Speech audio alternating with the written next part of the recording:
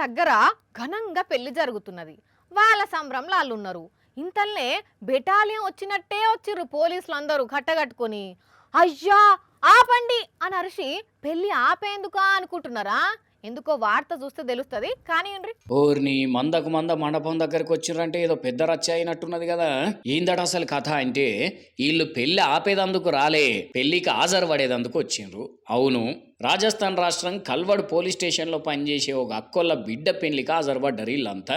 ఓహో, పోలీస్ స్టేషన్లో పనిచేసేట ఆమె బిడ్డకు ఇంతమంది పోలీసులు కట్టకట్టుకొని వచ్చిర్రంటే ఏ పాటో పెద్ద పోస్టే అనుకుంటారు కదా.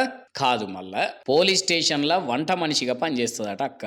మేము ఎప్పుడు ఏం కావాలన్నా కూడా కొంచెం కూడా కోపగించుకోకుండా ఏది అడుగుతుంది వండి పెడుతుంది, వాళ్ళకు షాయి బొట్టు పోస్తుంది.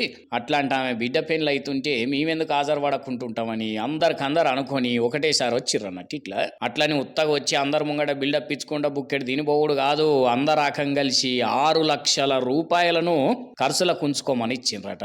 ఇదైతే నిజంగా గ్రేట్ ఏనుల్లా కదా.